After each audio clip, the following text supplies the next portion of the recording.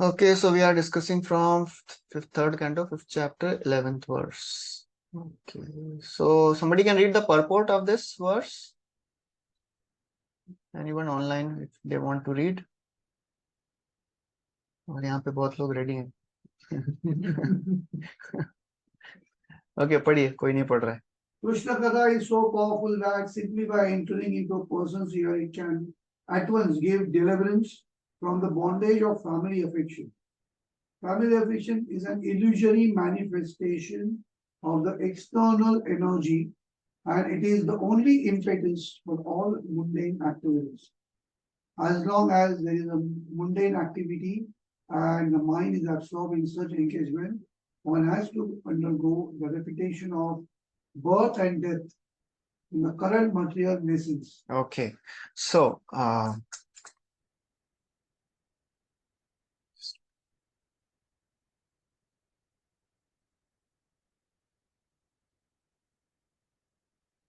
just by hearing Hari Katha, one can destroy the bondage. So in the 10th canto, there is a verse in the Brahmar Gita or something. It comes, the gopis are telling, Yada anucharita lila karna piyusha viprut sakrit adan vidhuta dvandva dharma vinashta sapadi griha kutumbam dina mutsrijya dina bahava iha vihanga bhikshucharyam charanti. Yada anucharita lila. Anyone who hears karna piyusha, anybody who hears this nectar of Harikatha, sakrit adan vidhuta, he gives up his wretched family and himself become wretched. That means he gives up his family and goes around, moving like a beggar. Dvandva dharma, he gives up all the dualities of the world. Sapadi grihi kutumbam, he gives up his family and becomes wretched, gives up the wretched families and they himself become wretched.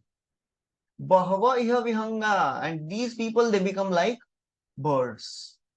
Bhikshu charyam charanti, they go around, getting bhiksha, small, things they accumulate for their survival.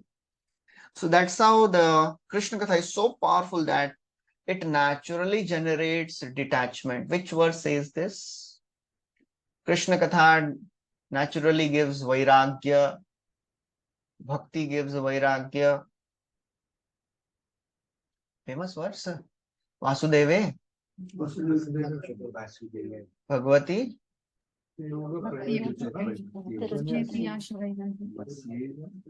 Janayati ashu vairagyam jnanam chayat ahetukam. So that's how Krishna Katha gives detachment naturally.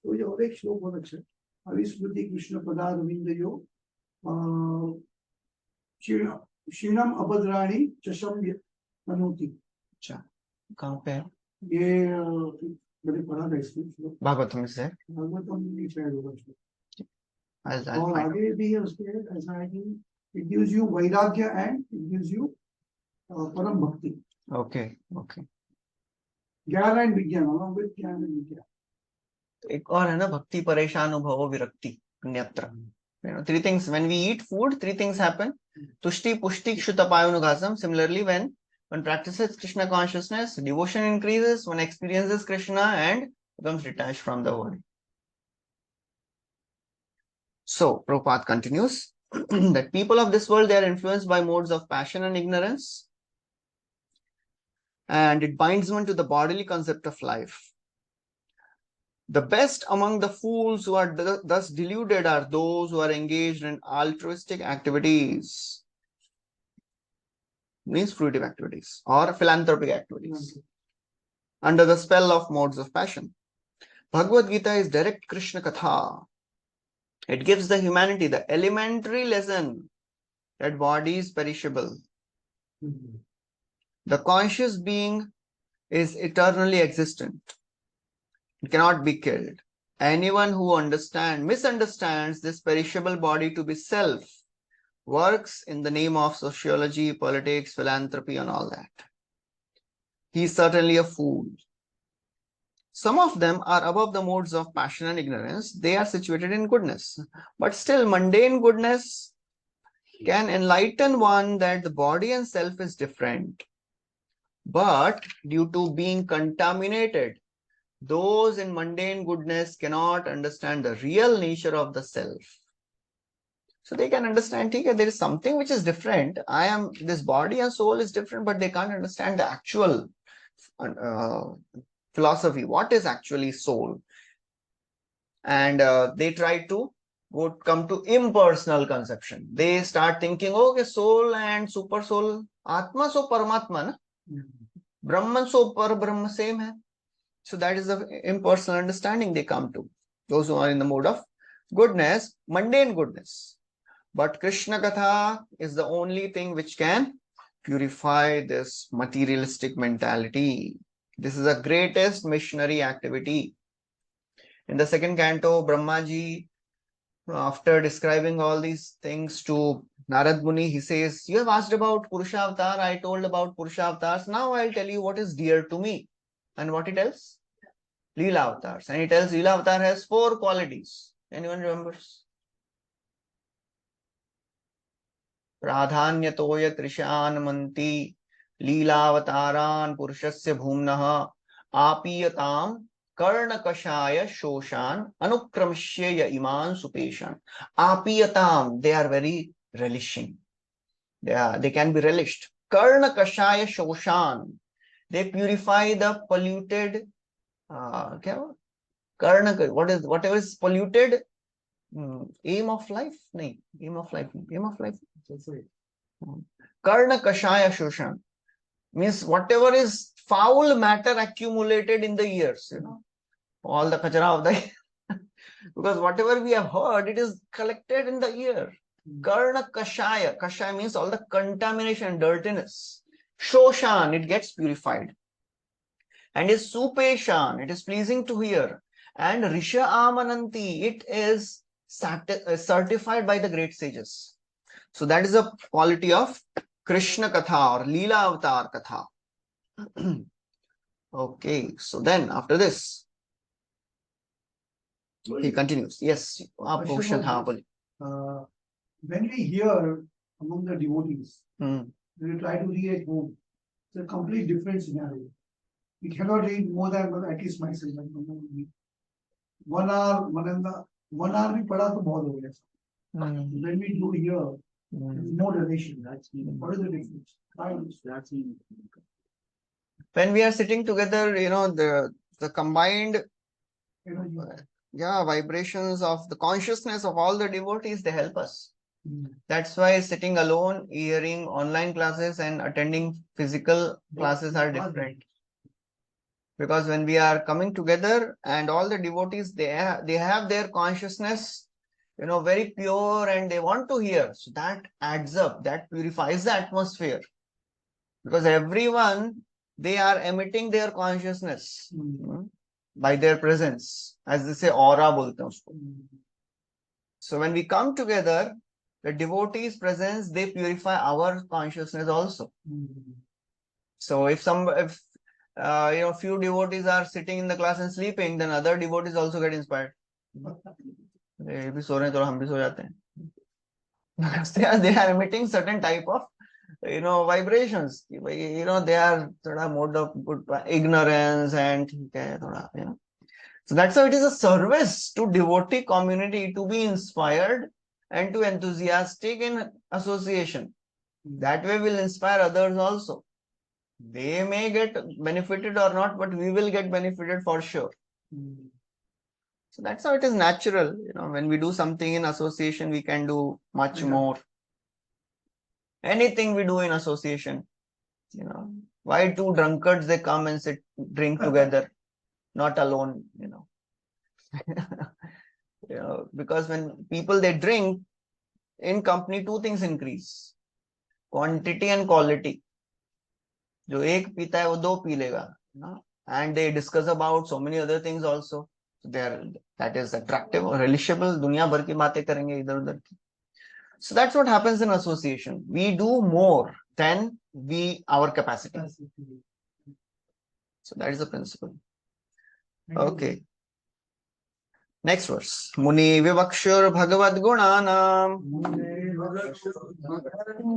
sakapite bharatamaha krishnaha Sakapite Bharatamaha yasmin Krishna pranam gramya sukhanuvadai Yasmin Granamaramya matir Sukhanuvade grihita nuhare kathayam. Matir Gruhita Nuhare Kathayam. Your friend, the great sage Krishna Dwapayan Vyasa, has already described the transcendental qualities of the Lord in his great work, the Mahabharata.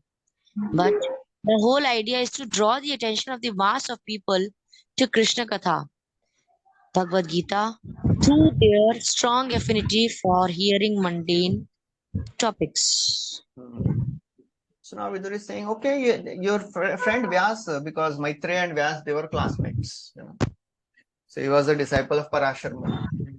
And Vyasdev is the son of Parashar Muni. So says yours.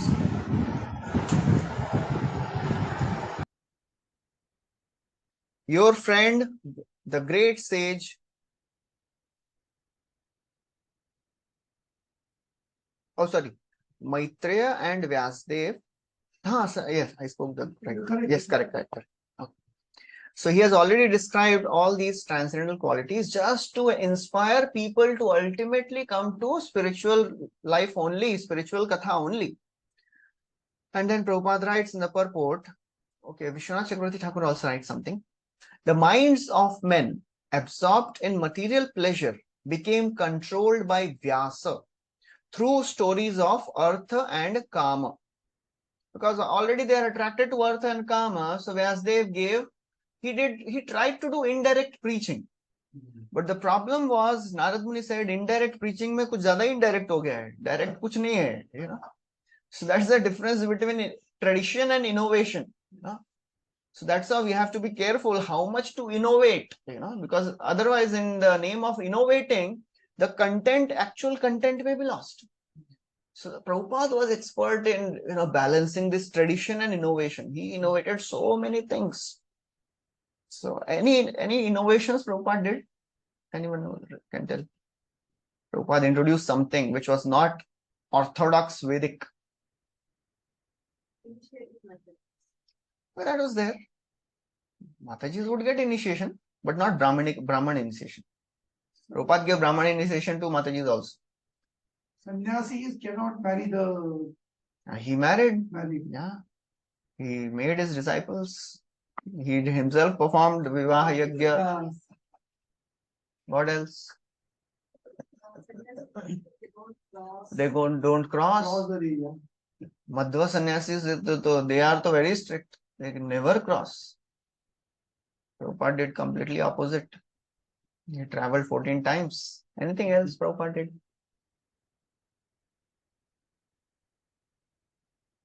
Okay, also. So Prabhupada did so many things which was not a conventional reality. Sorry?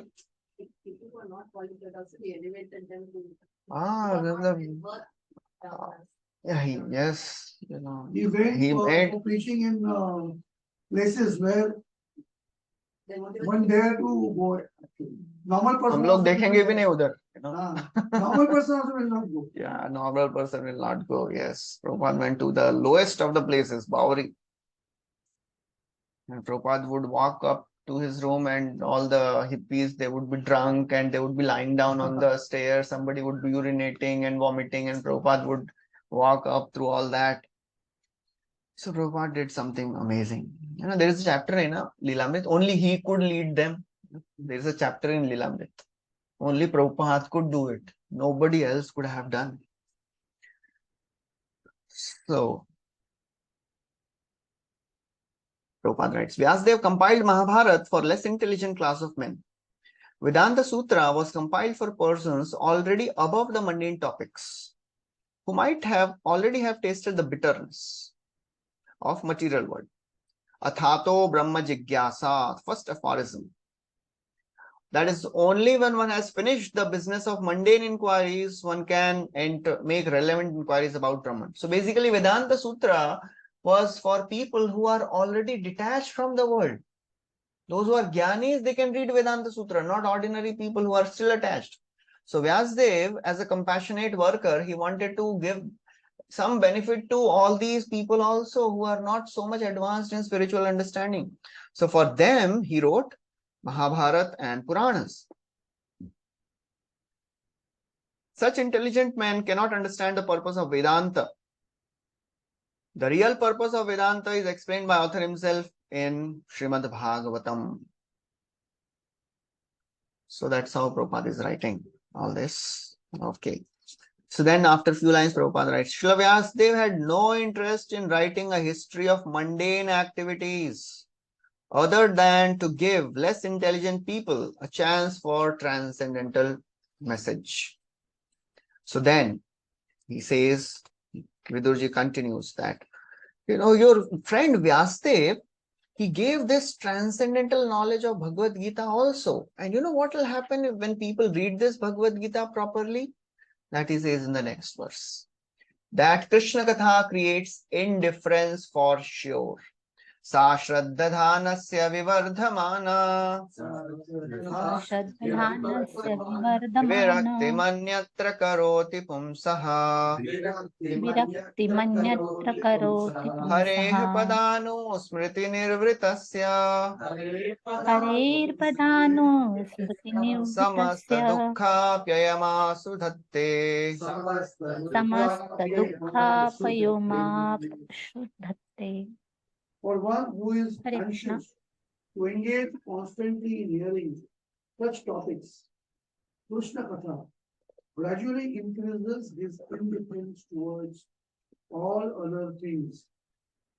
Such constant remembrance of the lotus feet of the Lord Krishna by the devotee who has achieved transcendental bliss vanquishes all his miseries without delay.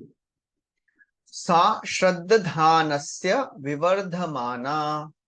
So those who are anxious to engage in hearing such pastimes, what happens? Shraddhadhanasya Vivardha. Faith increases. Shraddhadhanasya. Those who are faithful, and Prabhupada writes, those who are anxious to hear. Those who have faith, they are more anxious to hear. So what happens? Gradually it increases the virakti. Vivardhamana virakti. Virakti increases. Anyone who starts hearing Harikatha with faith, virakti increases. And virakti anyatra karoti. And he becomes indifferent. He becomes detached and he becomes indifferent. And Hare Padanu Smriti Nirvritasya. So such constant remembrance of the Lord's feet by the devotee creates nirvriti, transcendental bliss. Samasta dukkha apaya. Apaya means vanquishes. So as soon as one experiences nirvriti, transcendental bliss, he does not experience the miseries of the world. Anywhere else, this comes. Bhakti destroys the miseries. Trivadhatap does not affect a spiritual practitioner. The second First second verse. verse, Sorry? second verse of the first canto, first chapter. Dharma Projita Kaito, in that it says Yes. Nirmatsaranam. Tapatrayon Mulanam. Tapatrayon Dharma Projita Kaitavatra Paramo Nirmatsaranam Sadam Vedyam Vastavatra Vasu Tapatrayon Mulanam. So Tapatraya means a devotee is not disturbed by the tap. Tap will come, the threefold problems will come, but a devotee is not disturbed by that. Samasta dukkha. In this way, all the miseries are vanquished without delay for that personality. There's one more shloka, I don't remember, where along with the Lord, even the devotees also don't get affected. Etadishanam ishasya prakriti tadgunai na yujyate sadatmasthai yatha buddhi tadashraya. The Lord is beyond the three modes. Lord never gets affected. And similarly, the devotees also. Yes. So if we get affected, always affected. No, it is not like that. So devotional process is a continuous process of getting purified, and the more we get purified, the more we develop attraction, the more we will not be troubled. It is not that if we are still getting affected, that means we have not done any progress. No, it is not like that. We have done progress, but a devotee always feels, I am not sufficiently purified yet. As Gaur Govind Maharaj would say, our mission perpetually remains incomplete. None of the devotees says, I have seen Krishna, I have achieved Krishna, all the way up to the Goswamis, and Mahaprabhu says, क्या इसमें षड गोस्वामी अष्टमी में आता है ना, हे राधे ब्रज देविके चललिते हे नंद सूनो कुता. So that's how Goswamis are saying, that's how Mahaprabhu is saying, when will I see Krishna? So that's how we have to be happy, struggling, It is not Perpetually incomplete. Perpetually incomplete. So that is our Vipralamba is actually greater, gives greater remembrance of Krishna than union. So of course for us, because these pure devotees, they are with Krishna, therefore they know what is separation. We have forgotten when we were with Krishna. So a person who has become diabetic in this lifetime, he knows what it means to be free from diabetes. But a person who is born diabetic and he is experiencing, just like children, they also get. So he has no experience of healthy life. So for him, it is very difficult to understand without diabetes, how life is. So we have forgotten when we were with Krishna. So, but we have heard, we are trying to come out of this amnesia. So this will go on. Okay, so Prabhupada writes, absolute plain, Krishna Katha and Krishna are same. The Lord is the absolute truth and his name, form, qualities are all same. Bhagavad Gita is as good as Lord himself. When a sincere devotee reads Bhagavad Gita, this is as good as seeing the Lord face to face. This is not so for mundane wrangler. As Mahaprabhu, when he meets that South Indian Brahmin, was reading Bhagavad Gita and he was not able to read properly. Ashtadash adhyay pade anand aveshe, ashuddha pade na lok kare upahase, keha hase keha ninde taha nahi mane, avishta hoya gita pade anandita mane. He was not thinking people were making fun of him. So Mahaprabhu asked him, why are you, okay, I can understand you can't read, but how are you experiencing such joy? Mahaprabhu puchila tare shun mahashay kona arth jani tomar eta shuk hoy. How are you? Why are you so happy? So he says, when I see the front page of Krishna, front page of Bhagavad Gita, Krishna is holding the chariot, the reins of the chariot. Arjunera rathe Krishna hoye rajudhar basiya che hate totra shyamala sundar. Arjunere kohite chena hitopadesh etilagi hoy more anandavish. So Mahaprabhu says, only you have understood Bhagavad Gita. Tumi to janiha sahi Gita arthasar. So that's how Prabhupada writes. Sincere devotee, when he reads Bhagavad Gita, he sees Krishna face to face. And then Prabhupada writes about Shraddhadhana.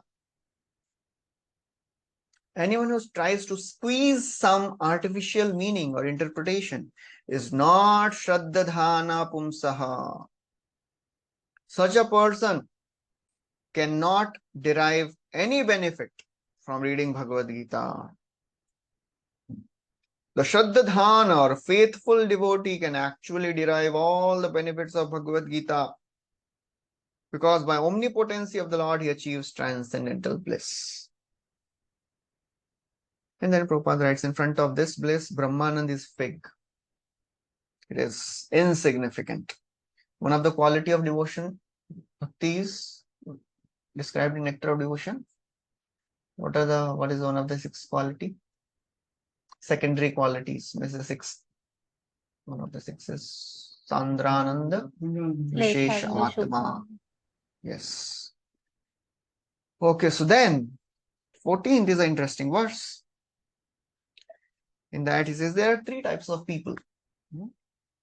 Those who are sense gratifiers, those who are impersonalists, and those who are devotees. Impersonalists pity sense gratifiers, and devotees pity impersonalists. That therefore they are pitied by the pitiable. Prabhupada translates it. Pitied by the pitiable. So sense gratifiers, they are, already fallen, and they are pitied by those who are pitiable. Impersonalists, they tell, oh, they are sense gratifiers, but they themselves don't know what is actual understanding. Tan shochya shochya navido nu shoche Hare kathayam vimukha nakhena Hare kathayam Shinoti vimukhanagena dev nimishastu yesham Shanoti deo nimishastu yasha Ayurvrita gati smritina. Mayorvudhavadagati smritinam. Who, because of their sinful activities, are averse to the topics of transcendence and thus ignorant of the purpose of the Mahabharata, Bhagavad Gita, are pitied by the pitiable. I also pity them because I see how their duration of life is spoiled by eternal time, while they involve themselves in presentations of philosophical speculation, theoretical ultimate goals of life, and different modes of ritual. So those who are sense gratifiers, they are in the mode of ignorance or passion. So impersonalists or jnanis, they are in the mode of goodness. So the jnanis, they show pity on fruitive workers, those who are in the mode of ignorance and passion. But because they are not still on the level of Bhagavan realization, they are on the level of impersonal realization. So they are themselves not practicing something which is, worth practicing. So therefore, devotees, they show pity on them. So that is the understanding. Tan shochya shochyan, those who are pitied by the pitiable, they are ignorant. So Mayavadis, although they feel that they are these impersonal, these fruitive workers, they are fallen, but these Mayavadis, what are they doing? They are just spoiling their life in mental speculation. As Gopinath Acharya tells to Sarvabhauma Bhattacharya, he tells to Ramanand Mahaprabhu after he delivers Sarvabhauma Bhattacharya, Shushka tark kholi khaite janam gela jar, tare lilamrit piyao ek kripa tomar. The Sarvabhauma Bhattacharya, whole life he was just eating the dry cakes of logic, and by your mercy you have transformed him. And now he is dancing in ecstasy, because when Mahaprabhu took all the devotees to Indradyumna Sarovar, so Ramananda Rai and Sarvabhauma Bhattacharya, they were playing like kids. So Mahaprabhu calls Gopinath Acharya and says, please behave, tell them to behave properly. They are all grown-up people. They are all gambhir, and they are behaving like kids. So then, that time Gopinath Acharya says, this is your mercy, O my Lord. Gopinath kahi tumar kripa mahasindu uchalit kari bare tare ek bindu. By your Sindhu of mercy, what is there? These are 2 small pebbles, So you have drowned you can drown. Meru mandar dubai jatha tatha eidui gandashail ihar ki katha. Your mercy can drown Meru and Mandar. They are 2 small pebbles. They are dancing in ecstasy. What is the big thing? So that's how these people, they're just wasting their time in mental speculation. So Vishwanath Chakravarti Thakur writes, there are 3 types of people related to topics of law. Vishwanath Chakravarti Thakur is that. Those with faith, they are pure devotees. Those with no faith, and they are practicing karma, jnana, yoga without bhakti. And those who are opposed to the Lord, they are people in the mode of goodness, mode of ignorance. So those who are karmis, jnani and yogi without bhakti, they show pity on mode of ignorance people. And the devotees, they show pity on karmis, jnanis and yogis. So that's how the devotees, they have faith that bhakti is the only process for achieving the highest spiritual goal. So, Only one question. Yeah. Suppose there is a faith, the faith is not strong, and that's why we are not performing that level of devotional service. yes. That means we are also not doing actually, I am also not doing that, isn't it? ये आपने 1 घंटे का answer वाला question पूछा है. नहीं, एक घंटे का. This whole definition of अन्य अभिलाषिता शून्यम हमने बोला तो 1000 बार है, but you have to understand it very, very clearly. What is this anya abhilashita shunyam? What is this jnana karmadi anavritam? Acha, this verse has, a gauna lakshan and a mukhya lakshan of bhakti. What is the mukhya lakshan in this? Primary symptom of bhakti in this. There are 4 lines. Anya abhilashita shunyam, jnana karmadi, anukulyena krishna, shilanam bhakti. So which is the primary definition of bhakti here? अनुकूलेन Krishna Or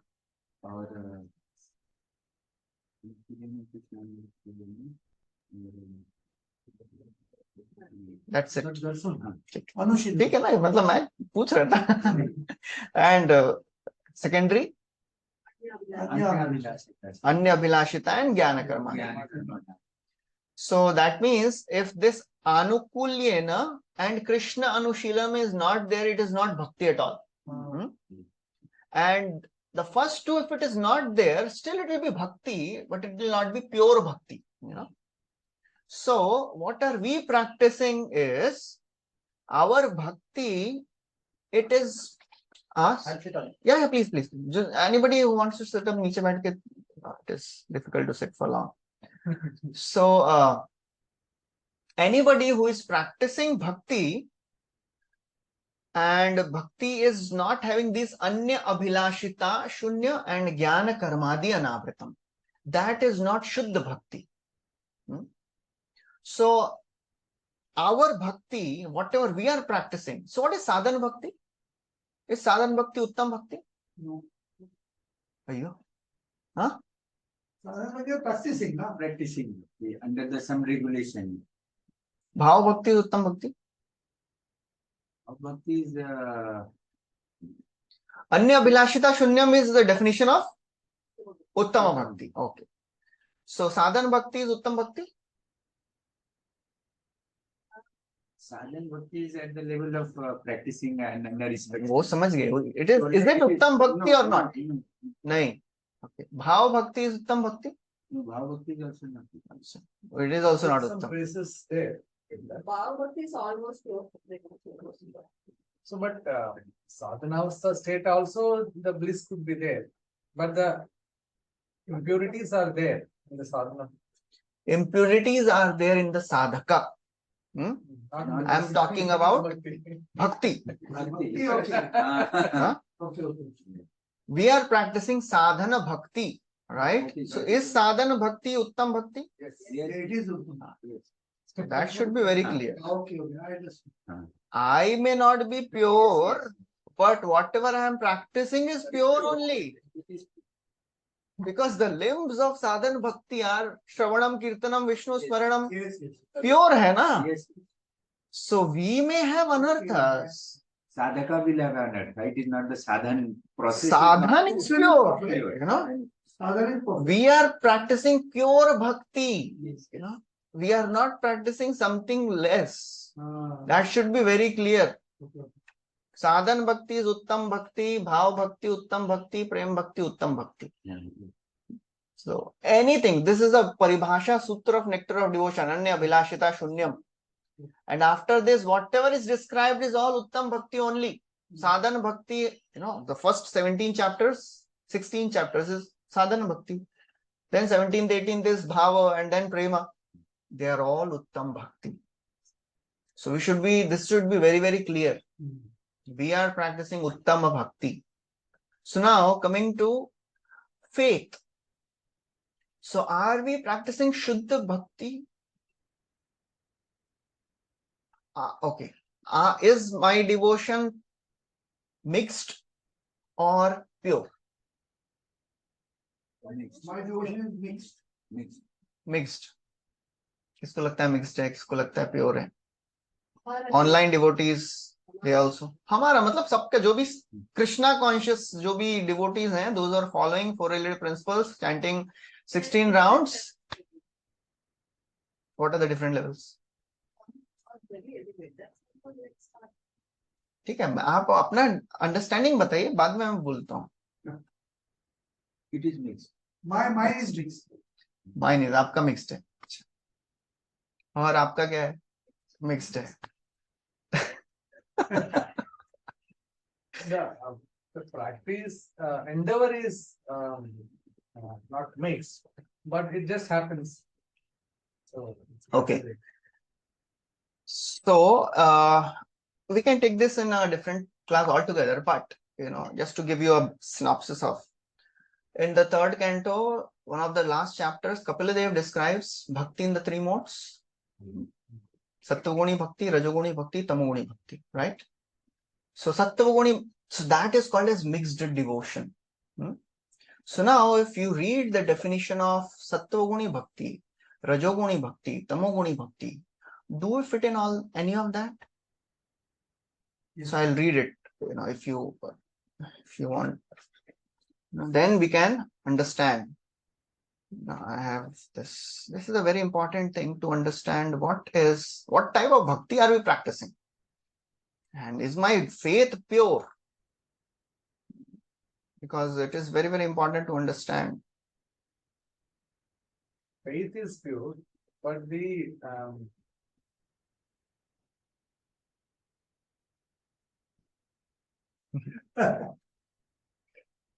but the effects, like the responses, is not pure.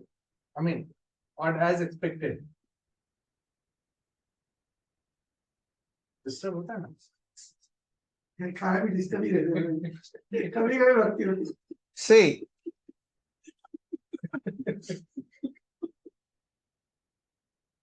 so मतलब आप में से कितने को लगता है you are practicing pure devotional service? Trying to practice. Your practice of devotional service is pure? Yes. No? Yes? Kabhi-kabhi pure? हाँ, कभी-कभी. Kabhi-kabhi pure. Is there, because as per the Srila Prabhupada's instructions, we are trying to practice. Morning, say whatever possible in our situation, we are trying to practice. Some circumstances it doesn't happen, but try, yes.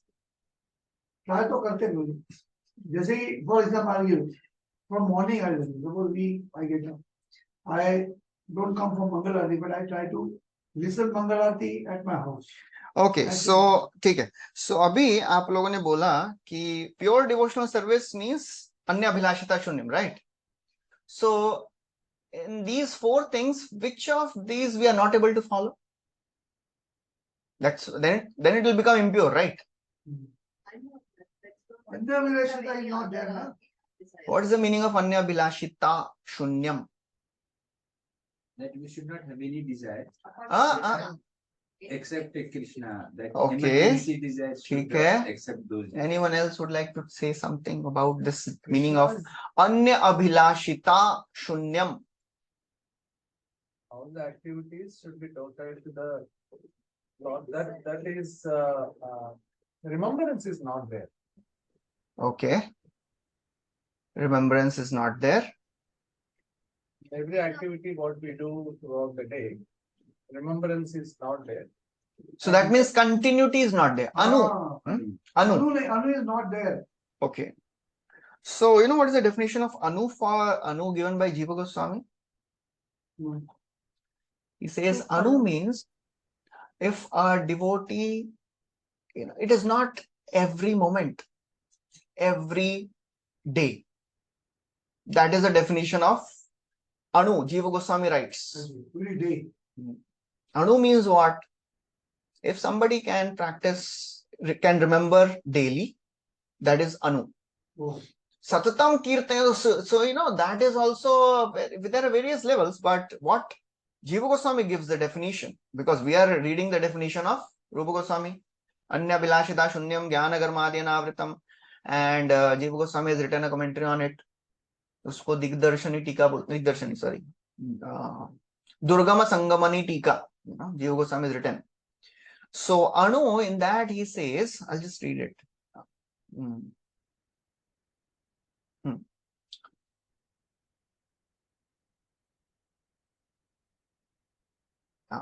Satatam, means every day, not every second. Since continuous remembrance would be impossible to do in sadhana bhakti. So we are practicing sadhana bhakti. Sadhana bhakti is pure bhakti. How it will become pure? If we are not doing Anu, Satatam, then we are not practicing pure bhakti. Sadhana bhakti is pure bhakti. And sadhana bhakti by default means I will not be able to do it regularly. That is sadhaka.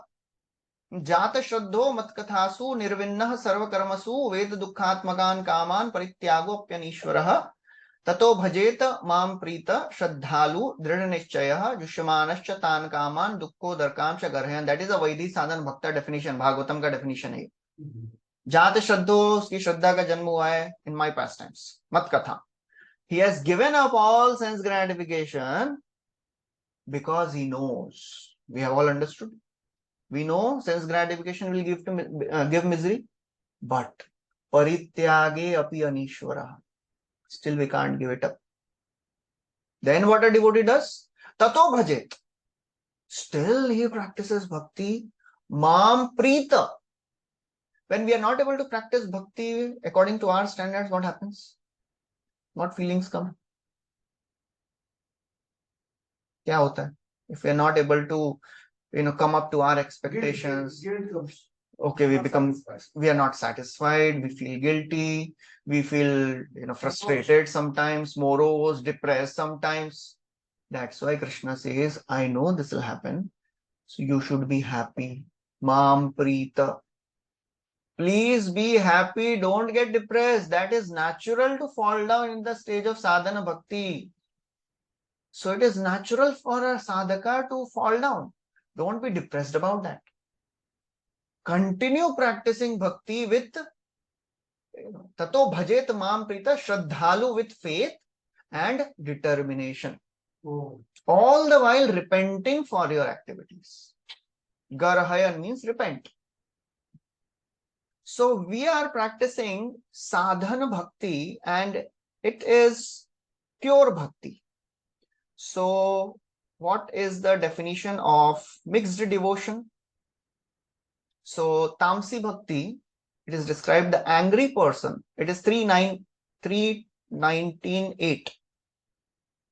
Sorry, 329, 8, 9, 10. This 3.29, 8, 9, 10. Yes. So more bhakti in the mode of passion, ignorance and goodness. So 329.8 gives the definition of Tamasi Bhakti. So I'm reading Chakravarti Thakur's translation, and Prabhupada also writes similar. Abhisandhaya yo himsam dambham matsyam eva samrambhi bhinnadrik bhava mai kuryat sa tamasah. Okay. So samrambhi, the angry person who is bhinnadrik, who is devoid of compassion, yah mai bhavam kuryat, he worships me. And the important word is abhisandhaya, with intention of. उसका intention क्या है? Himsa, Dambha and Matsarya. He is doing bhakti to Vishnu for violence, for hatred, for pride. Daksha. He was envious. He was justifying it. I am not, envious of Lord Shiva. I am doing it for the welfare of society. So somebody can practice bhakti in the mode of ignorance also. He will do bhakti for violence. I want to destroy this person. Are we doing any of this? Intention nahi hai na? Okay, now we'll come to the Rajasi Bhakti. Vishayan Abhisandhaya. Who worships me, yah mam achare, mam achare. Why? Desires for other objects. Prathak bhava. Again, the word used is abhisandhaya. Are we practicing bhakti for wealth? No. For material fame? For material gain? We're practicing that, but we have the desires. Desires are different. Are we practicing bhakti for that? No. Then it is not Rajasi Bhakti. तामसी भी नहीं है, राजसी भी नहीं है. Now, सात्विक भक्ति क्या होती है? कर्म निर्हारम उद्देश्य परस्मिन् वा तदर्पणम. He who worships me with a desire to destroy karma. Karma nirhar. I am practicing bhakti because मेरे कर्म नष्ट हो जाएंगे. Are we doing bhakti for that? And with a desire for liberation. Are we doing bhakti for that? No. नहीं ना. रजोगुणी तमोगुणी भी नहीं है, रजोगुणी भी नहीं है, सत्वगुणी नहीं है. Desire is different. Go back to Godhead is different. Liberation means mukti. Impersonal liberation. So we are not doing tamsi bhakti, rajoguni, sattva-guni. तो कौन सी भक्ति कर रहे हैं हम? All of you said we are doing mixed devotion. तो mixed मतलब ये तीन. Okay. So we are not doing mixed devotion. And we are doing Vaidhi sadhana bhakti. So Vaidhi means Jata Shraddho, ye wala shlok. So now the question comes, is Vaidhi sadhana bhakti pure bhakti? So pure. Yes. So what type of bhakti we are doing? Pure devotional service. So it is, our faith is pure. It may be weak. Understand the difference between a weak faith and pure faith. Strong faith. Weak and strong. Weak faith and pure faith. Weak and pure. Our faith may not be strong. Our faith is weak. But it is pure because it doesn't have these three Sattogun, Rajogun, Tamogun wala bhakti nahi hai. So our faith is not mixed faith. It is pure faith. We may have desires, but we are not doing desire bhakti for that. Desires will be there because of our conditionings, because of the impressions. It will come. But the primary intention of a sadhaka bhakta is, I want to get purified. He may be troubled by those desires. He may indulge in those desires also because of conditionings. But the primary intention is not that. As soon as he realizes, he comes back. So that is the important understanding a sadhaka bhakta should have. Once, like in one lecture, like when we attended a seminar, the Oral Prabhu said, like, in ISKCON, Prabhupada has, like, the entry has made it very easy. It has made 16 rounds. So the university, they have decreased their cutoff. So you can enter easily, but exit exam is still safe. Yeah, you cannot just think, okay, abhi True. will kya karke. Yes. So how do we understand what are we doing? Are we how? See, the process is pure. How much time we will take to get purified of our desires, that varies depending on our intensity of practice. So ultimately, Antakale cha mameva jab tak nahi hoga, we will not get, entry into Goloka or Vaikuntha, wherever. So the process is pure. Our faith is pure, but it is weak faith. That's the definition of Kanishta Madhyam Uttam. Yahara Komala Shraddha Se Kanishta Jan Krame Krame Teho Bhakta Hoibe Uttam Shraddhavan Jan Hoye Bhakti Adhikari Kanishta, Madhyama, Uttam, Shraddha, Anusari. So it is all matter of faith. Our faith is weak, Komal Shraddha. So neophyte devotee, Komal Shraddha. The more he gets strong in his faith, he will advance from Kanishta to Madhyam to Uttam. But faith is pure, basically. Because he has understood, okay, I want to advance, but what can I do? I am pushed by my conditionings. And I helplessly do it. As soon as one comes to this understanding, I am helplessly doing it. I know this is wrong, but still I can't help. I engage in that, and then later I repent. Kyun kiya? So that is how we have to understand that our process of bhakti is pure bhakti. We are not practicing impure devotion. Our faith is pure, it is weak faith.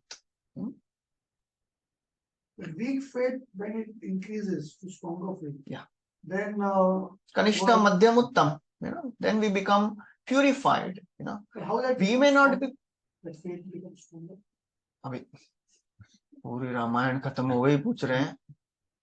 The process of following sadhana bhakti, the more our anarthas get purified and the more we get attached to Krishna through the process of hearing and chanting, our faith becomes strong. Whatever faith we have, use that faith to practice hearing and chanting and connecting to Krishna. And when Krishna sees the endeavor, he makes that faith stronger. Okay. So that's how it is. Adav Shraddha.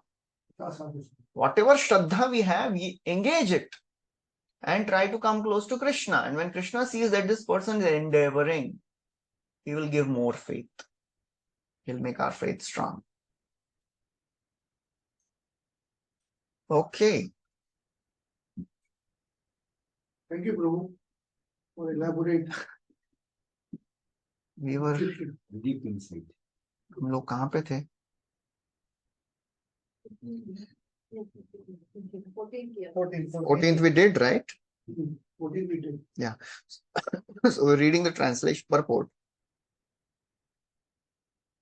The impersonalists have no faith in the personality of Godhead and have no business hearing the topics of Krishna.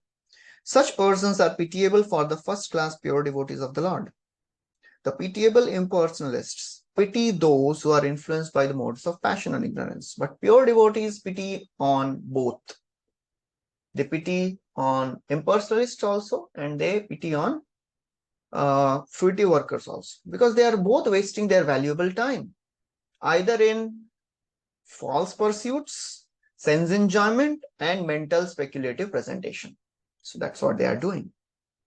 So then, after describing all this, now he speaks another beautiful verse. Vidurji speaks another beautiful verse. Tadasya kausharava sharma datu Hare katham katha susaram Hare kathamev katha Udhritya susaram pushpebhya ivarta bandho Udhritya pushpebhya ivarta Shivaya bandho naha tirtha kirteh Shivaya na kirtaya tirtha kirte. Of the distress, the glories of the Supreme Lord can alone do good for people all over the world. Therefore, just as bees collect honey from flowers, kindly describe the essence of all topics, the topics of the Lord. Tadasya kausharava. Asya means his pastimes. O Kausharava, Kaushara means Maitreya. Sharma Dhatu, the topics of Supreme Lord awards good fortune. Sharma Dhatu means one who awards good fortune. Hare Katha, the Katha of the Lord is Katha Susara, it is the essence of all topics. Udhritya Pushpebhya, just like the bees collect honey from flowers. O Iva Artha Bandho, O friend of the distressed, please describe the glories of the Lord. Shivaya Naha, for the welfare of us, please describe the pastimes of the Lord who is Tirtha Kirteh. Tirtha Kirteh means these pastimes are pilgrimage places. Tirtha Kirteh. So Prabhupada writes, there are many topics in this world, but essential topics are those in relationship with the Lord. But those who are conditioned soul, they have no attraction for these topics. And some of them do not believe in existence of God. Some believe that God is impersonal. Both cases, there is nothing for them to say of God. For pure devotees like Vidura, the topics of both the mundaners and mental speculators are useless in all respects. So therefore, Vidura requested Maitreya to talk of essence only. Please speak about the essence, because scriptures are full of all the topics of dharma, artha, kama, moksha. I don't want to hear about any of that. Please take out the essence from all these topics and speak about Krishna. So then, after Vidurji asks about Purusha avatars, Leela avatars, Krishna's pastimes, so Maitreya was thinking, what should I speak first? Kahan se shuru kare? So in the next verse, Vidurji makes specific request. He says, please begin answering my question by describing Purusha avatar katha. Translation, somebody can read 16th verse. Kindly chant all those superhuman transcendental activities of the Supreme Controller, the personality of Godhead, who accepted incarnations fully equipped with all potency for the full manifestation and maintenance of the cosmic creation. Okay, so now he asks about the Purusha avatar. So Prabhupada writes, he wanted to hear about Krishna Katha because he was overwhelmed. Krishna has already disappeared. But because he was so very overwhelmed, so he wanted to pacify himself. He wanted to just be, settle down first. So he says, please start with Purusha Avatar Katha. I'll settle down. I'll become sober in my emotions. And then I'll hear about Krishna Katha further. So that's why he began with Purusha Avatar Katha. Next verse. Shri Shuka Uvacha. Saevam Bhagavan Prishtaha. Shatra Kausharavo Munihi. Tam Nishreyasarthena. Tamaha Bahumanayan. Sukadev Goswami said, great sage Maitreya Muni, after honoring Vidura very greatly, began to speak at Vidura's request for the greatest welfare of all people. Okay, so now, as happens in after every questions, whenever the devotee asks a question, first thing which the speaker does is, kya question pucha hai? So Maitreya Muni honored Vidura by glorifying his questions. Maitreya Uvacha. Sadhu Prishtam Tvaya Sadho. Loka Sadhvanugrihinita. Kirtim Vitanvata Loke. Atmano Dhokshajatmanaha. Atmano Adhokshajatmanaha. Hare Krishna. Sri Maitreya said, O Vidura, all glory unto you.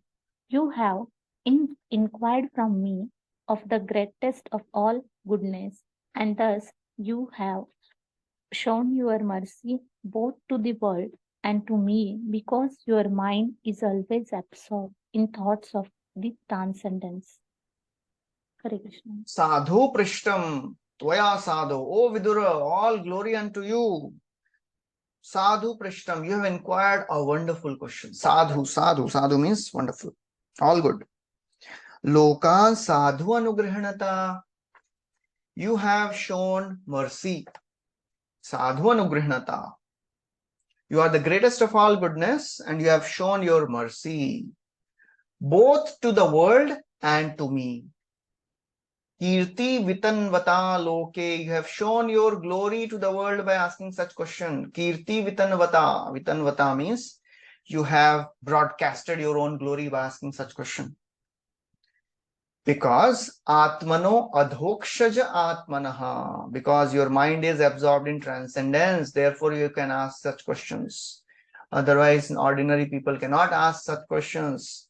So your questions describe who are you, how great you are. So Prabhupada writes about adhokshaja. Adhokshaja means that which transcends the limits of sense perception. Lord is transcendental and he reveals himself to his sincere devotee.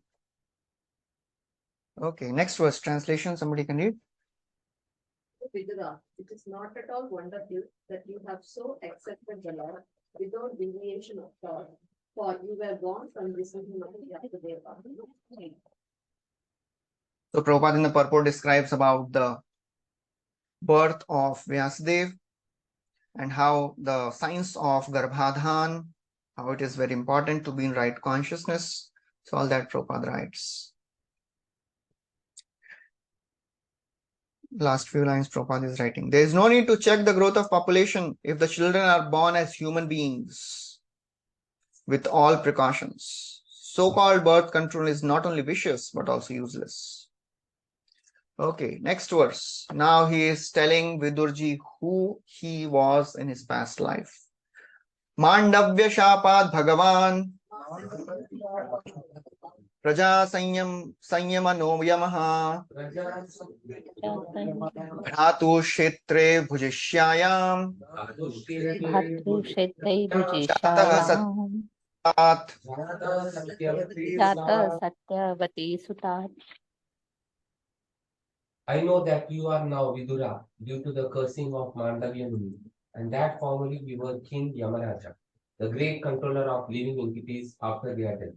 You were begotten by the son of Satyavati Vyasadeva, in the kept wife of his brother.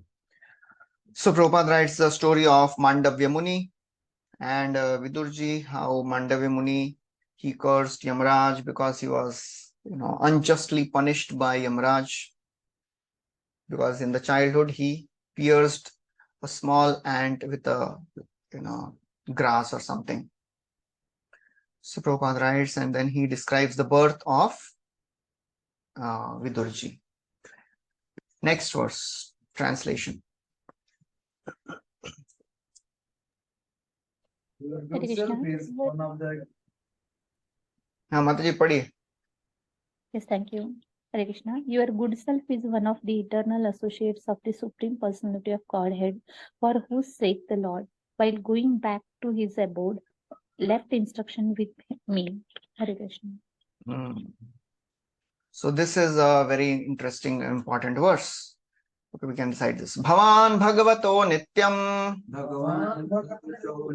Sammatasanugasya Sammatasanugasya Jnanopadeshaya Yasya Jnanopadeshaya Tishad Bhagavan.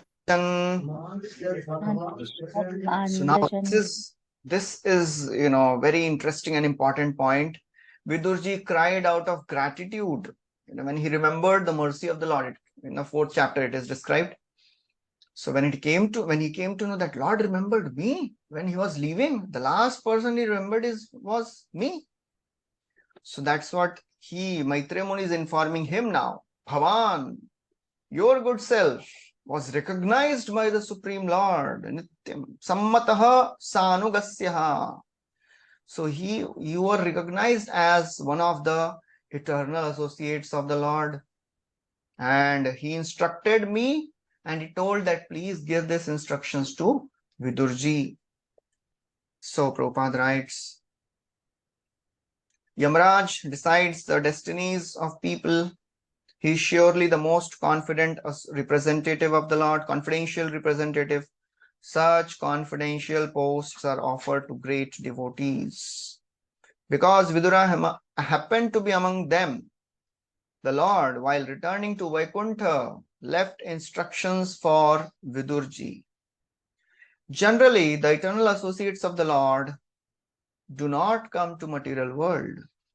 Sometimes they come, however, by the order of the Lord, not to hold any administrative post, but to associate with the Lord or to propagate the message of God in human society. One time Prabhupada was talking to Bhavanand Prabhu, and Bhavanand Prabhu was massaging him, and Prabhupada said, actually, I didn't want to come to this. I didn't want to come here. So come here means he thought maybe Prabhupada is talking about coming to US. Prabhupada said, actually, I didn't want to come to this world.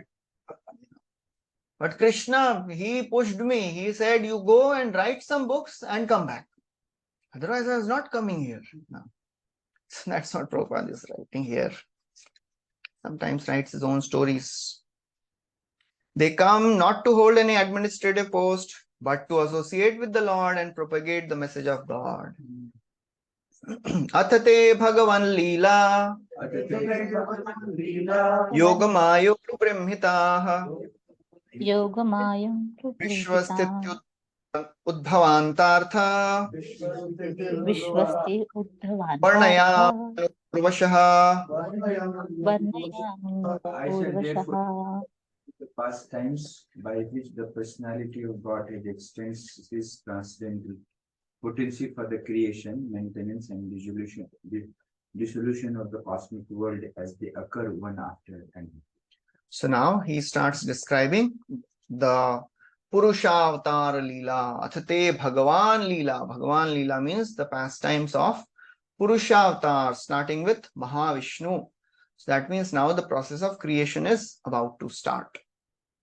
So Chakravarti Thakur writes, first I'll begin to describe the pastimes of Purusha-avatars in answer to your question in verse 5.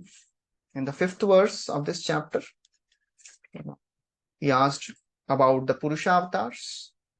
So that's how he will start describing. Karoti karmani kritavataro. Please describe about the Purusha avatars. So he starts describing the Purusha avatar katha. And in order to describe the creation, first he describes the prior state of creation. So in the next verse he describes Bhagavan Eka asedam Agra Atmatmanam Vibhu Agrat Manatmanam Atme Chanugatavatma Atme Nana Chanugatatma Matyupalakshanaha. Nanam Atyupalakshana. Personality of Godhead, the master of all living entities, existed prior to the creation as one without a second. It is by his will only that creation is made possible, and again everything merges in him. The Supreme Self is symptomized by different names. Okay. So now he starts describing the Chatushloki Bhagavatam to Vidurji. What was the first verse? Chatushloki. Aham eva samevagre. So the word is used. Bhagavan ek asedam agra. In the beginning, only Bhagavan was there. What does it mean when it is said only God was there? Aham eva samevagre. All the living entities are also eternal. Where were they? Within his body. Within Yes. the body of So they were in the body of Mahavishnu. So another place it is said Eko Bahusyam, one became many, and Mayavadis they misinterpret it. You see that one Lord became many. That means the original God is now all the living entities.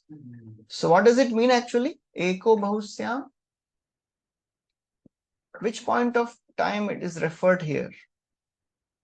That is referring to the beginning of creation. Prior to creation. Yes. All the living entities were there in the body of Mahavishnu, and then they came out. 5 things come out of the body of Mahavishnu. What all comes out? The 5 elements of creation in the beginning. Dravya, Kala, Karma, Swabhava. Okay, yes. Dravya, Kala, Karmascha, Subhava, Jiva, Evacha, Vasudevo, Paronyo, Nachanyo, Arthavasti, Tattvataha. So Mahavishnu glances on the Prakriti. Yeah, the Lord, whatever comes out from the body of the Lord is Dravya. Lord glances on it and impregnates it with Jiva and Kala. And the Jiva has Karma and Swabhava. So that's how one becomes many. So Prabhupada in the purport he writes about that. Ahameva sameva agre. And in the second paragraph he says, personality of Godhead is described as the master of all. He is like the sun disk, and living entities are molecules of sun rays. So same thing is Vasudeva Vaidam Agra Asit na Brahma na cha Shankara Eko Vai Narayana Asi na Brahma na Ishanaha. There was nobody in the beginning of creation, not Brahma, not Shankar, only Narayana was there. So that is the first Chatushloki he is describing. Okay, next verse, translation. The Lord, the undisputed proprietor of everything, was the only seer. The cosmic manifestation was not present at that time, and thus he felt imperfect without his plenary and separated parts and parcels.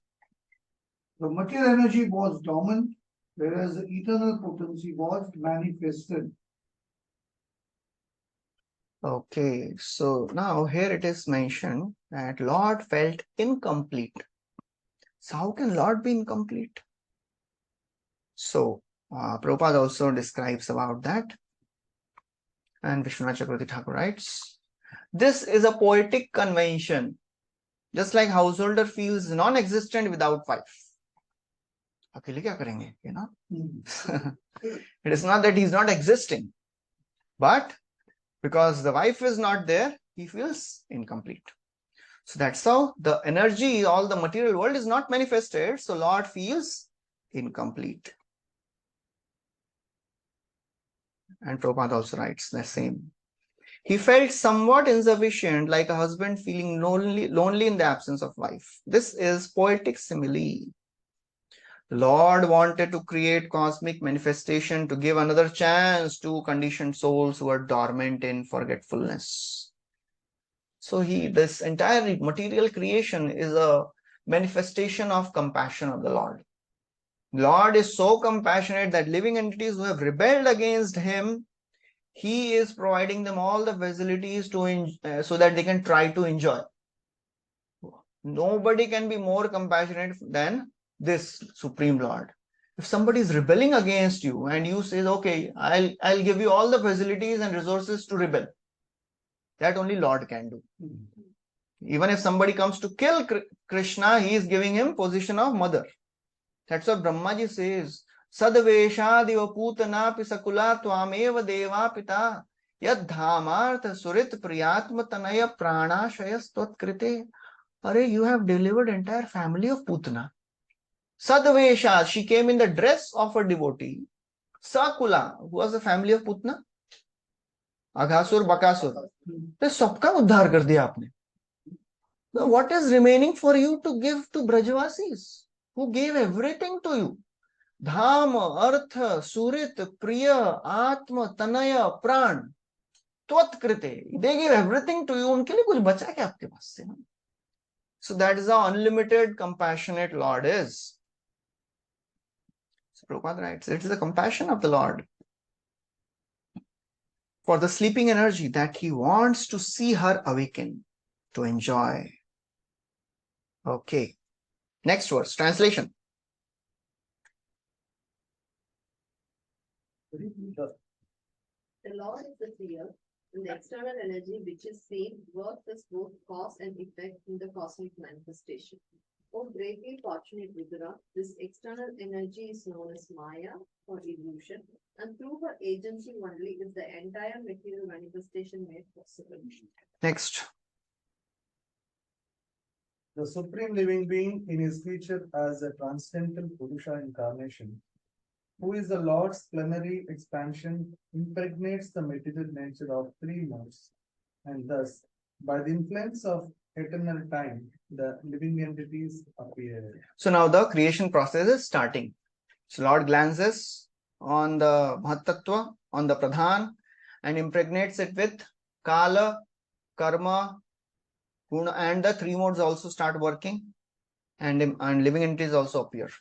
Thereafter, Now continue. thereafter, influenced by interactions of eternal time, the supreme sum total of matter called the Mahat Tattva became manifested, and in this Mahat Tattva, the unalloyed goodness, the Supreme Lord, sowed the seeds of universal manifestations out of his own body. So the word used is Kala Choditat. Everything is happening by under the influence of time. So this word will come many times. Kala Chodita. Everything is happening under the influence of time. Next verse. We'll just keep on reading. ये पढ़ते रहेंगे हम लोग ज़्यादा कुछ explanation अभी. Thereafter, the Mahat Tattva differentiated itself into many different forms as a reservoir of the would-be entities. The Mahat Tattva is chiefly in the mode of ignorance, and it generates the false ego. It is a plenary expansion of the personality of Godhead with full consciousness of creative principles and time for fructification. So Prabhupada describes about something about false ego. So the false ego is Mahatattva in the mode of ignorance is Ahankar. So Ahankar is the binding force of material existence, Prabhupada writes. The Lord again and again gives chance to bewildered conditioned souls to get free from this false ego. And that's why the material creation takes place at intervals. So Prabhupada, does not go into the technical details, in all these purports, because he understands the capacity of conditioned Kali Yuga people. Jada denge to bolenge thank you very much. So he focuses on the essence always. So this false ego is the binding force, and Lord is giving facilities to purify our false ego. Okay, next verse. Mahatattva, or the great causal truth, transforms into false ego, which is manifested in three phases: cause, effect, and the doer. All such activities are on the mental plane. Means Dravya Shakti, Kriya Shakti, and Jnana Shakti. Cause, effect, and doer. Yeah. All such activities are on the mental plane and are based on the material elements, gross senses, and mental speculation. The false ego is represented in three different modes: goodness, passion, and ignorance. Next. Cause, effect, and the doer. Means cause means Dravya. Karya, Karan, and Karta. So, Karta means Adhidaiva. Karan means Adhyatma. Karan means Adhyatma.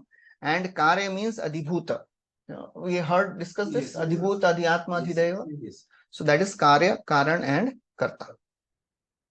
Would you say Dravya or something for more? उसके आगे आएगा ना? उसमें है ना ये material elements, gross senses, and mental speculation. Material elements is your Dravya. Material elements is Dravya. Kriya means gross senses, and Gyan means mental speculation. Thank you. Next translation. The false ego is transformed into mind by interaction with the mode of goodness. All the demigods who control the phenomenal world are also products of the same principle, namely the interaction of false ego and the mode of goodness. So, Ahankar in the mode of goodness gives rise to mind and the Devtas, sense Devtas, Vaikarik Ahankar. Then Vaikarik, Tejas, and Tamas Ahankar. Vaikarik means Ahankar in the mode of goodness. Tejas means Ahankar in the mode of passion. Tamas Ahankar means in the mode of ignorance. We have heard discussed this many times. Yeah. Next. Senses are certainly the products of the mode of passion in false ego.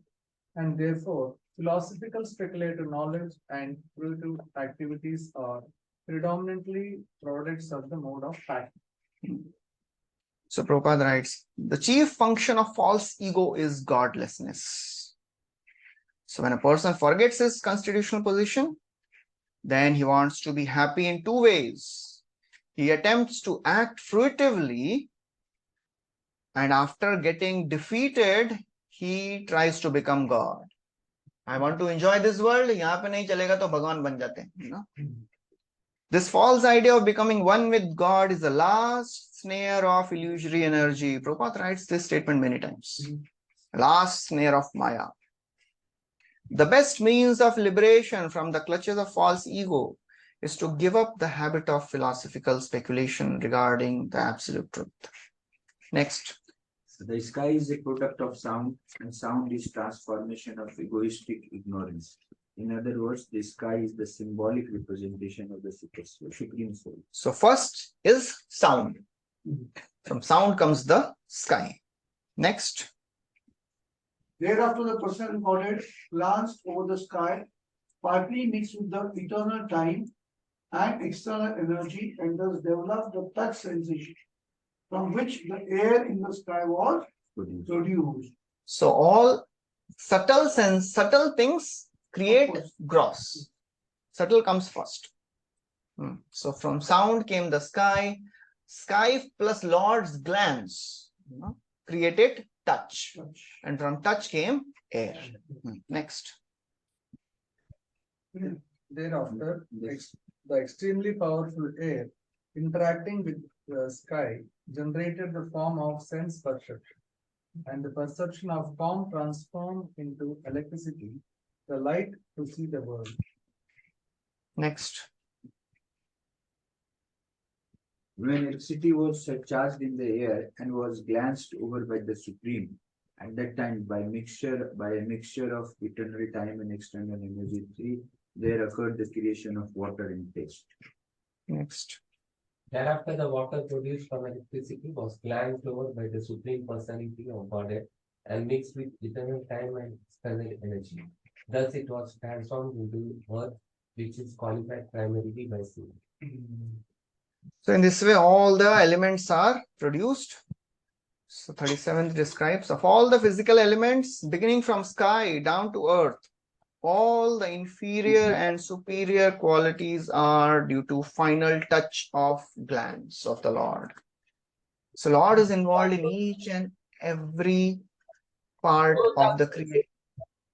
So he is the main important personality who is bringing out all the transformations. Okay, next verse. O gentle one of all the physical elements, beginning from the sky down to the earth, all the inferior and superior qualities are due only to the final touch of the glance of the Supreme Personality of Godhead. So now all the elements are created. Now they are all lying here and there. Nobody is there to mix them and create this universal shell. So all the sense devatas that time, they come together and they start offering beautiful prayers. We'll recite this. Ete deva kala Vishno Kalamayam Shalinginaha Nanatvat Swakriyani Shah Prochu Pranjalayo Vibhum. The controlling deities of the above mentioned physical elements are empowered expansions of the Lord Vishnu. They are embodied by eternal time under the external energy, and they are his parts and parcels. Infested with different functions of universal duties and were unable to perform them, they offered fascinating prayers to the Lord as follows. Yes. So all these 10 sense devatas, they are not creations of Brahma. They are creations of the Supreme Lord. So there are two types of devatas. One set created by Supreme Lord, others by Brahma. So these devatas are created by Brahma in the process of primary creation, Karana Srishti, and now they start offering prayers to the Lord. So Prabhupada writes something about them. The conception of various controlling devatas is not imaginary. The devatas are part and parcel of Lord Vishnu. They are not, and then Prabhupada writes, they should not, demigods should not be despised by controlled living beings. And even by, devotees, they should not disrespect the devatas. They are very powerful personalities. We should be always respectful towards them. They are all great devotees of the Lord, entrusted to execute certain functions of the universe. One may be angry with Yamaraj for his thankless task of punishing sinful souls, but Yamaraj is one of the authorized devotees of the Lord. A devotee is never controlled by such deputed demigods who function as assistants of the Lord, but he should show them all respect on account of their positions. A devotee should never ever disrespect, although they are not controlled by the devatas. That does not mean we will disrespect them. Anyone who places, and then Prabhupada says, devatas are all subordinate to the Lord, and devotees, they should worship the Supreme Lord only and not the devatas. And then in the next paragraph, Prabhupada writes, Lord is equal to everyone, just like flowing Ganga. Ganga is meant for purification of everyone. Yet the trees on the bank of Ganga have different values. A mango tree on the bank of Ganga drinks water. A neem tree also drinks water. But the fruits of both trees are different. So the Lord is the same, but depending on the receptacle, the effects are different. A demoniac person is punished by the Lord, and the devotees, they flourish. Okay, now the devatas, they start offering wonderful prayers. Deva uchuhu namamate deva padarvindam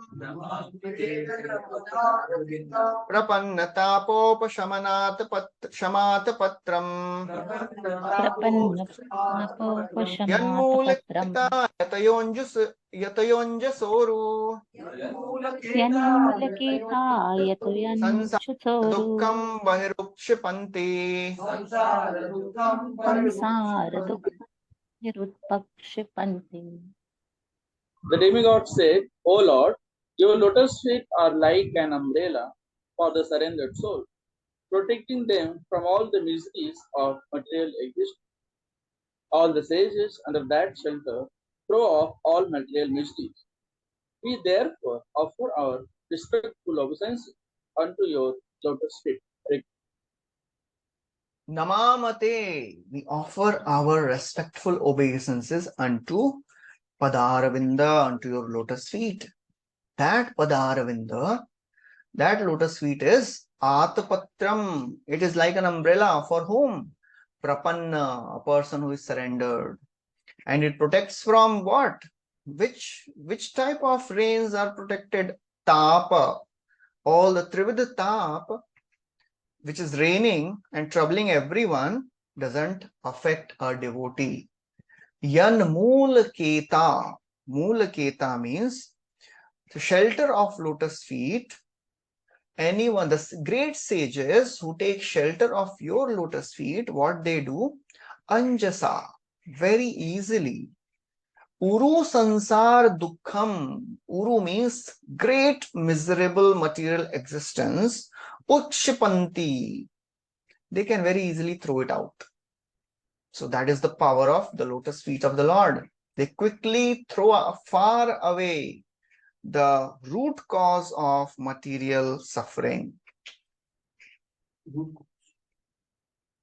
So that is what is described. Now Prabhupada writes, there are many sages and saints who are trying to conquer the birth and death, but of all of them, those who take shelter of lotus feet can completely throw off all miseries. Others can't do it completely. The Klesh Agni, it happens, manifests only by the process of devotional service, not by any other process. So that is very important. Complete manifestation happens only by the process of devotional service. And then Prabhupada writes, others, they think that they are liberated, but actually they are not. Yanya Arvindaksha Vimukta Manina, Uman lete, they consider themselves as liberated, but they are not liberated at all, because they again come back and they indulge in all the philanthropic activities, because there is no satiation here. Yat pad pankaja palasha vilasha bhaktya karmashrayam grasitam udgrathayanti santah tadvanna rikta matayo yatayo piruddha shroto ganastamaranam bhajava sudevam. Sanat Kumar is telling to Prithu Maharaj in the 4th canto. Yat pad pankaj palash, anyone who takes shelter of the lotus feet of the Lord, karma ashaya means the desire to perform fruitive activities gets completely uprooted. Udgrathayanti, which is hard knot, karmashrayam grathitam. The hard knot of material desires gets uprooted. But it doesn't happen for others. Tadvanna, all these other speculative sages, Rikta Matayo, they try to empty their mind of all the fruitive desires, but it doesn't happen. So that is the only thing. It is only possible by the practice of devotional service. One is sure to fall down to material existence from such false liberation. This is the opinion of Devatas. These are the prayers of Devatas to Krishna in the womb of Devaki. This is opinion of the Devatas, who are not only well versed in Vedic knowledge, but are also seers of past, present, and future. The opinions of demigods are valuable because demigods are authorized to hold positions. So Chakravarti Thakur writes, those who do not take shelter of the Lord's feet, they again get attacked by material life. It should be understood that even if there were no devotees present at the beginning of creation, by the knowledge of conclusion of scriptures, these knowers of truth proclaim this. So in the beginning only, somebody may say, how come these devatas know all this? They understood from scriptures because they are coming directly from the Lord. And then they say that the suffering which a conditioned soul experiences is due to ignorance, and the knowledge alleviates ignorance. But the argument is, proper knowledge needed to be freed from material miseries is very rare. So what gives knowledge? How one will get knowledge to be free from ignorance? So in the 40th verse, Devatas, they say, only by devotional service one gets knowledge. Translation, somebody can read?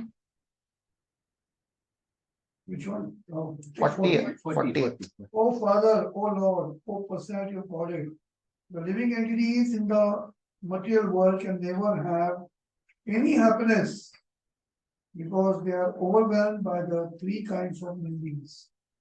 Therefore, they take shelter of the shade of your lotus feet, which are full of knowledge, and we also just take shelter of them. So only by taking shelter of the lotus feet of the Lord, one can get knowledge. And that knowledge can free one from ignorance of this material world. So Prabhupada writes this verse, Vasudeva Bhagavati, it gives Jnana and Vairagya both comes. Tesham Satata Yuktanam, that also is spoken. Now, next is another very interesting verse. Marganti yatte mukhapadmanidai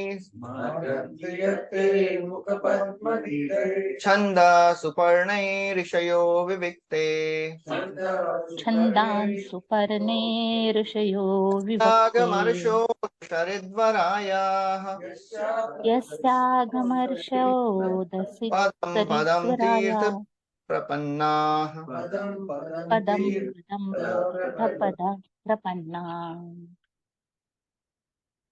Of the Hare Lord Krishna. are by themselves the shelter of all places of pilgrimage. The great clear-minded sages, carried by the wings of the Vedas, always search after the nest of your lotus-like face. Some of them surrender to your lotus feet at every step by taking shelter of the best of rivers, the Ganges, which can deliver one from all sinful reactions. So these lotus feet, they are shelter of holy men, holy places, and holy rivers. So that is described in this verse. Three things are sheltered, given shelter by lotus feet. Marganti yatte Mukha Padma, your lotus face, it is like a nest.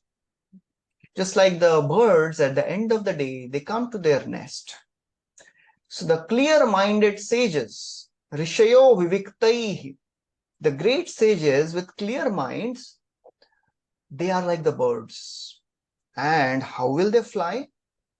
Chandai Suparnai, they take the wings of the Vedas.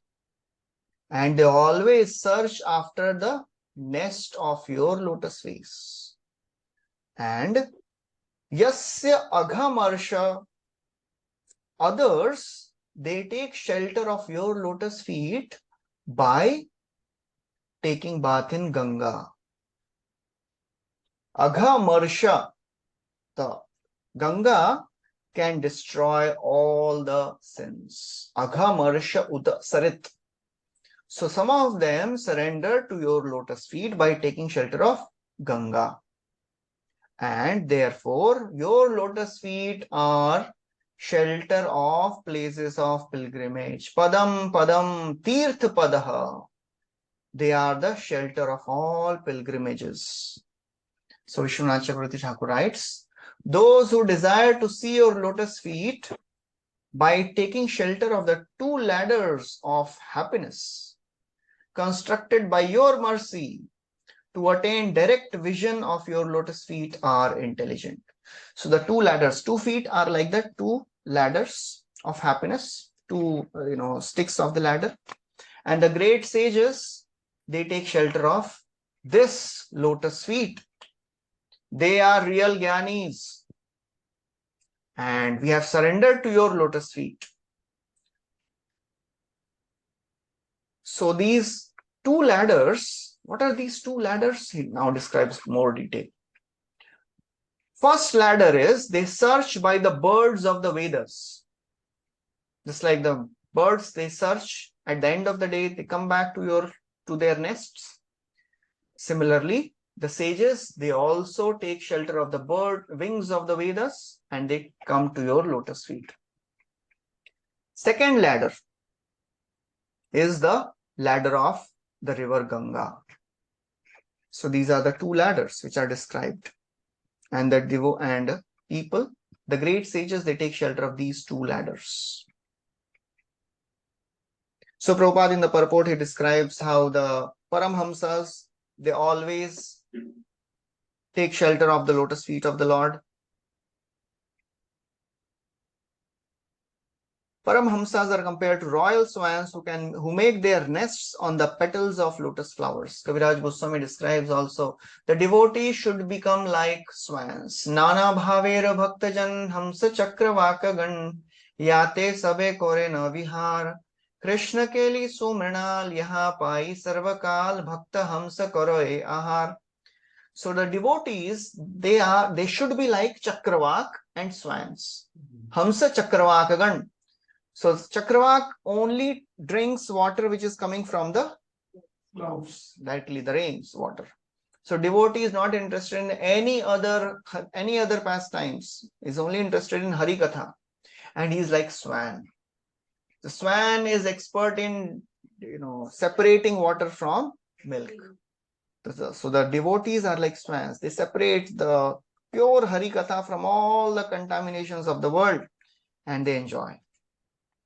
So Prabhupada writes, the most beautiful thing in the world is Vedas or Bhagavad Gita because therein knowledge is imparted by the Supreme Lord Himself. And then in the next paragraph, Prabhupada describes about the Ganga. Ganga is one of the sacred rivers. And river Ganga and Bhagavad Gita are chief sources of transcendental happiness for mankind. And intelligent persons can take shelter of them to go back home, back to Godhead. So these are the two ladders given by Supreme Lord, Ganga and Bhagavad Gita. Next, now, he describes how meditation on the Lord's lotus feet reveals all the knowledge and detachment. Yashraddhaya Shrutavatya cha Bhaktya Yachraddhaya Shrutavatya Samrijyamane Hridaye Vadhaya Samrujyamane Hridaye Jnanena Vadhaya Vairagya Balena Dhira Jnanena Vairagya Balena Vraje Dhira Matatyangri Saroja Pitham. Rajema Tatyangri Saroja Pitham. Krishna, simply by hearing about your lotus feet with eagerness and devotion, and by meditating upon them within the heart, one at once becomes enlightened with knowledge, and on the strength of detachment, one becomes pacified. We must therefore take shelter of the sanctuary of your lotus feet. One must take shelter of the sanctuary of the lotus feet. Very wonderful description.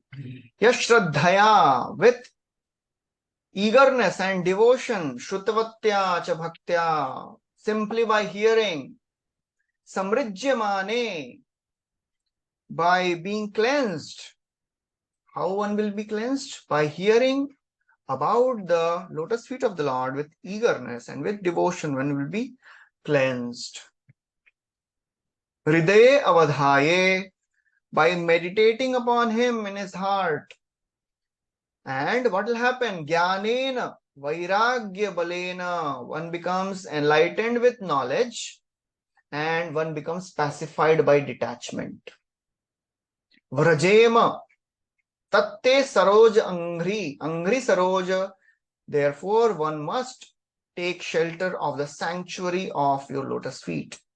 So anyone who takes shelter of the lotus feet of the Lord, all the knowledge and detachment is revealed. So therefore one should take shelter of the feet of the Lord. So in the 27th chapter of this, 28th chapter also, Kapila describes the glories of the lotus feet of the Lord, how one should meditate on the lotus feet to get completely purified. So Prabhupada in the purport, he describes about glories of the lotus feet. The miracles of meditating on the lotus feet are so great that no other processes can compare to it. The minds of materialistic persons are so disturbed that it is impossible for them to search after the Supreme Lord. But even such materialistic men can surpass all other methods of attaining knowledge and detachment. So just by taking shelter of the lotus feet of the Lord, one gets completely purified and pacified. So these are two essentials, Prabhupada writes, two essentials for self-realization, knowledge and detachment. They automatically manifest. As Prabhupada quotes this Yamunacharya prayers also, because he was a king in the past and he had wives. So now after becoming detached and becoming a great saint, he's saying, when I think of association of women, my lips call in distaste and I spit at the thought. So that is the power of devotional service. Devotional service entails being initiated by the master, spiritual master, and following his instructions. In 13th chapter of Bhagavad Gita, Krishna says, Anye tuevam ajanantah shrutva nebhya upasate tepi chati tarantyeva mrityum shruti parayana. Shruti parayana means a person who is dedicated to hearing process. Shruti parayan, in 27th verse. So just by devoting yourself to the process of hearing, one can get purified. Shrutva nebhya, one worships the Lord by hearing process. They will also cross this ocean of material world. Chetepi chaati taranti. So that is the wonderful process of remembering the lotus feet of the Lord.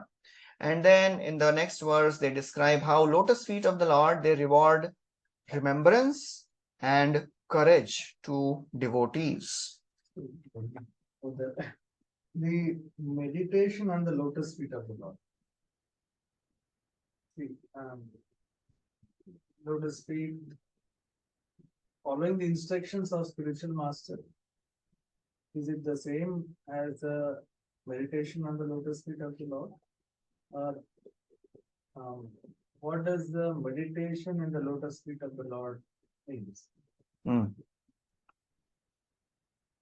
So, one meaning is directly meditating on the lotus feet of the Lord, which has all the various symbols, various marks, and every mark represents something. So as a devotee meditates, Vajra, Ankusha, Dhvaja, Saroruha, Lanchanadhyam, all these are these are 19 symptoms, 19 symbols. They all represent something. So when a devotee meditates on the lotus feet, takes darshan of the Lord, lotus feet, they should remember all that. Oh, this mark represents this. This mark represents this. Just like there is a crescent moon, there is a barley corn. Barley corn represents auspiciousness, prosperity in the life of a devotee. That means lotus feet is the only wealth of a devotee. Process of devotional service brings prosperity. There are unlimited things to meditate on, on every mark which is there. So that's how, the more we go deep into this meditation, that's why devotees, the yogi is what he does. Yogi can keep on meditating on these aspects. How the lotus feet of the Lord is so powerful. There is 8-pointed star, there is a ether, there is a triangle. So all these represent something. And of course, meditation on the lotus feet also means I am asking for service. That is also there. Meditation on the lotus feet of the devotees or taking dust of the lotus feet of the devotees. One can do it practically also, but what it means is, I am ready to serve you. That is the meaning of taking dust of devotees. Just by artificially taking dust and saying thank you and going, it will not solve the purpose. The purpose is, now I am taking dust, that means I am ready to serve you in whatever way you want. So that is also the meditation. So meditation on the lotus feet means practically we have to meditate. We have to make a habit of standing in front of the deities and meditating on each and every limb of the deities. That is itself purifying. It may look, usse kya hoga? ठीक है, I'll do service. That will purify my heart. But Lord has manifested his beautiful form so that we can meditate, and just by meditating, dhyaye chiram bhagavatas charanarvindam. Kapila says one should meditate on the lotus feet for a long time, because that meditation can only destroy the shamala shaila, that is the power of meditation. So practically we should stand in front of the deities for a long time and take darshan. And of course, after that, we should do service also. So both are needed, both are required. That's why Lord manifests his beautiful form. That's the mercy of Tar. So those shlokas which describe about the lotus feet and life, which is there, I think 27 chapter. 28th chapter, 21st to 33. So is it what we should learn, practice, and try to do that? We can do. We can. If we can't learn, at least understand the meaning and pray to the Lord whenever we are there in front of the Lord in that mood. asking, because that will reveal lots of devotional realizations. Because all the various angas of the Lord, they are connected to something with devotees only. Why Lord is holding Gada to protect devotees? Why is Lord holding Chakra to protect? Kamala, Kancha to show mercy to devotees. So everything, Lord's thighs, as he's standing, he's sitting on the Garuda, he's going to protect the devotees. So anything Lord manifests, it is only for one purpose, to attract the attention of the devotees and to protect the devotees. So that is the meditation a devotee should have. And that's what is described in Bhagavatam.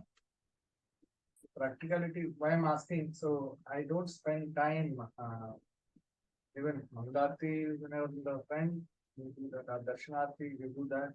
And then the going on Purusham starts, and you are there, and then you just go. You, of course, we appreciate as soon as we feel happiness inside. But what is the difference between meditation and then we see that Srila Prabhupada, wherever he goes, he spends quite a good amount of time standing in front of the Lord as if he's speaking and meditating. So here the same thing comes meditating. So we are supposed to do that, isn't it?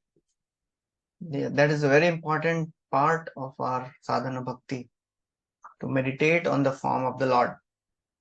So all these limbs of Ashtanga, Yam, Niyam, Asana, Pranayam, we also have to do. But our goal is not Brahman, our goal is Bhagwan. So Dharana and Dhyan we have to do. We have to meditate on each and every limb of the Lord. So of course, being busy in services is great. As S.B. Keshav Maharaj ka statement was moving around. Somebody told him, Maharaj was telling that it is good that you are absorbed in service, but do you know that it is also service to be absorbed? So we may be doing so many services, running around whole day, but are we absorbed in Krishna while doing our services? That is also important. That is most important. That is the purpose of doing our services. Otherwise, we may be thinking, I am doing so many services, but what is the motive behind it? Or motive may be pure, but where is my thought process? Ultimately, I should be aware that, okay, at every second, I am doing it only for pleasing the Lord and pleasing the devotees. Otherwise, service will be done. But if we are not focused on pleasing Krishna, then we may get frustrated when service doesn't happen properly. So that is also very important, to be focused on the Lord. And Chaitanya Charitamrita says, when you are doing the direct activities, to the extent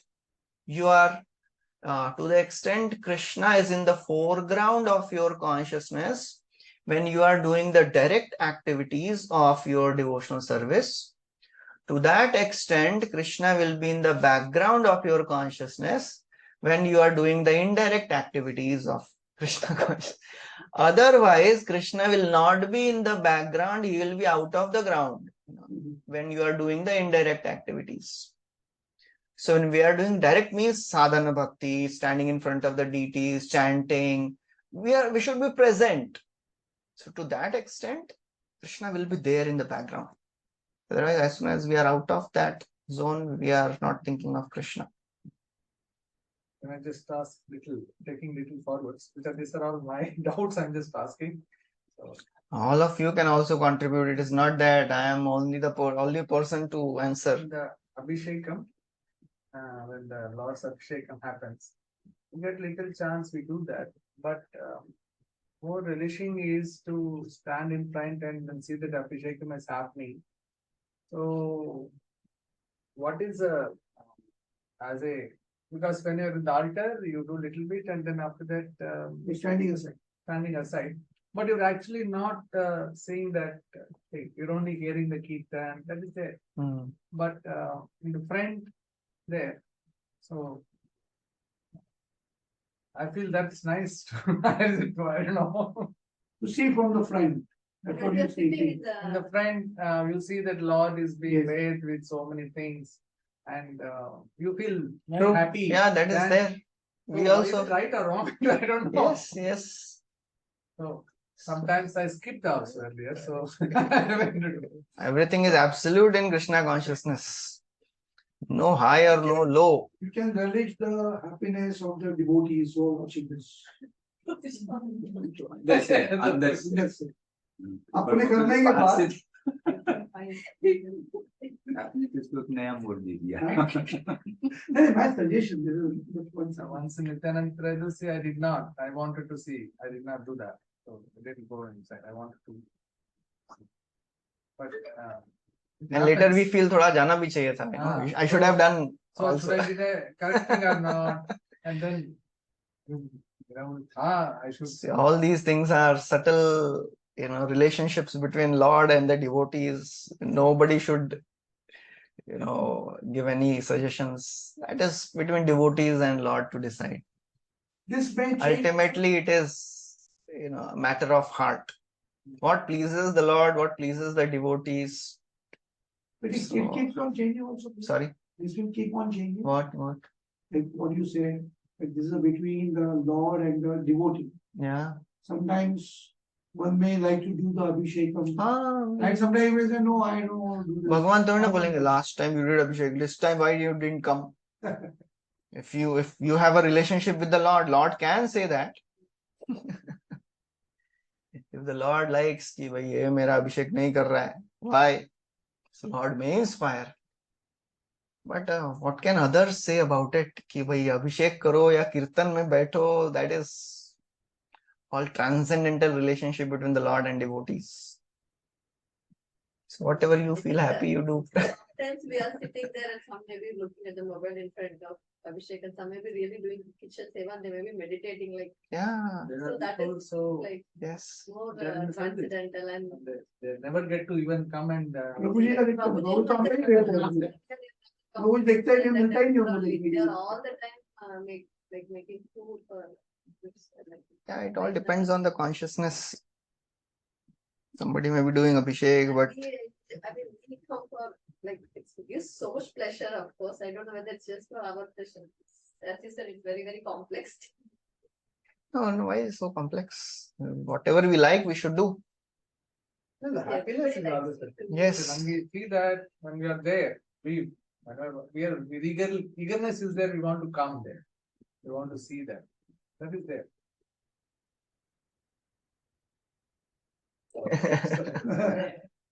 Okay, so it is already 5:55. We'll stop here.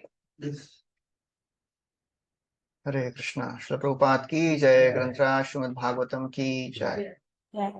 वो यो form भर के देते हैं Google form